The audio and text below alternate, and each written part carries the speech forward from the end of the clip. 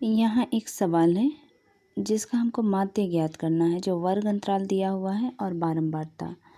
तो माध्य निकालने के लिए सबसे पहले हम लोग करेंगे, माध्य के लिए पहले सारणी तैयार करेंगे।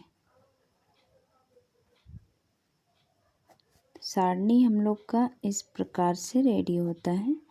सबसे पहले जो हम लोग का वर्ग अंतराल है, यहाँ लिखेंगे हम लोग वर्ग अंतराल।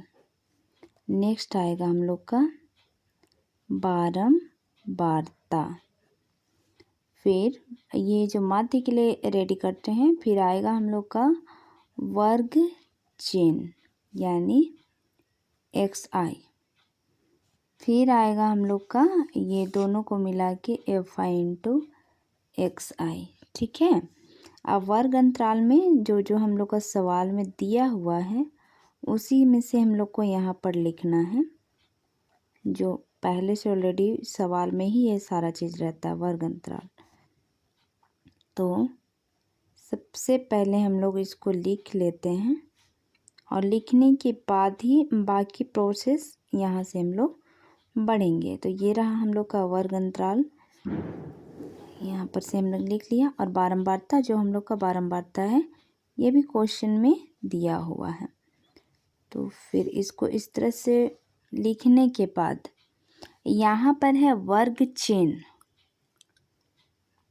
यानी यहाँ और यहाँ के बीच की दूरी ज्ञात करना है। या फिर दूरी ऐसे नहीं आ रहा है तो हम लोग इसको जोड़ने के बाद ये जो संख्या है, यानी दो संख्या को जोड़ें तो दो संख्या से इसको डिवाइड करेंगे और जो आएगा हम लोग का आंसर वो आ जाएगा वर्ग चिन्ह। तो सबको करने के बाद हम लोग का प्रॉपर इस तरह से आ रहा है, जैसे इसको जोड़ेंगे तो जोड़ने के बाद आ जाएगा 65। 65 से 2 से डिवाइड करेंगे हम लोग तो हम लोग का आंसर आएगा। बाकी को भी इस प्रकार से हम लोग करेंगे तो ये आ जाएगा हमारा, और ये होगा हमारा वर्ग चिन्ह।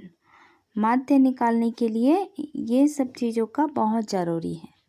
अब हमने लिख लिया। अब ये रहा बारंबारता और वर्ग चिन्ह। बारंबारता यानी fi है और वर्ग चिन्ह यानी xi है।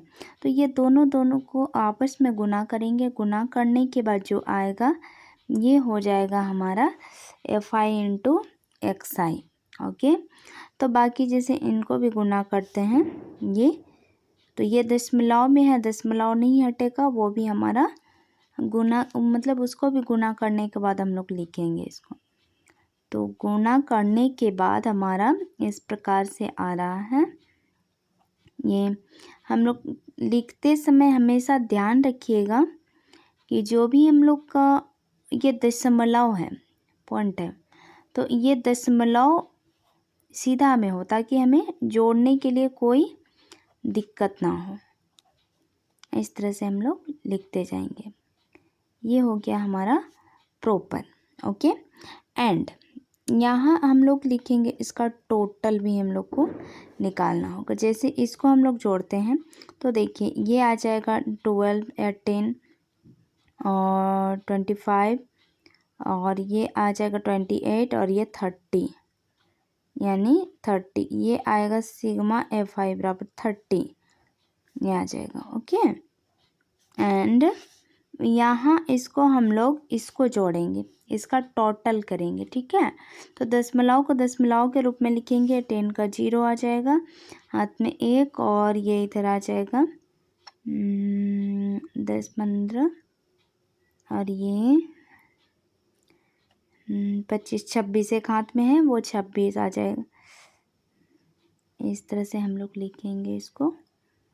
ये हमारा टोटल आ गया। अब यहाँ ये दशमलव है तो ये आ जाएगा सिग्मा fi इंटू xi बराबर आ गया इतना। ठीक है।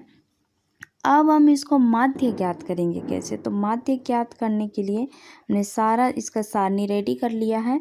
अब इसका सूत्र फिट करेंगे हम लोग।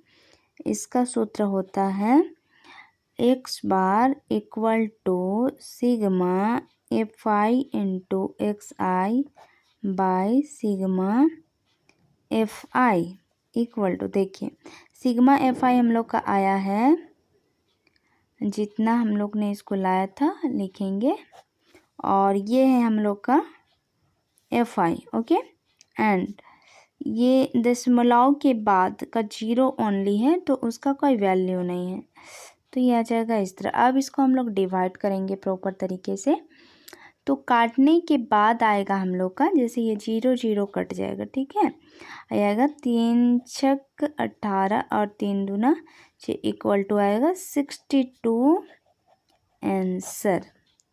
ये आ गया हमारा माध्य ज्ञात हो गया इस सवाल का, और आंसर आ गया इतना। ओके।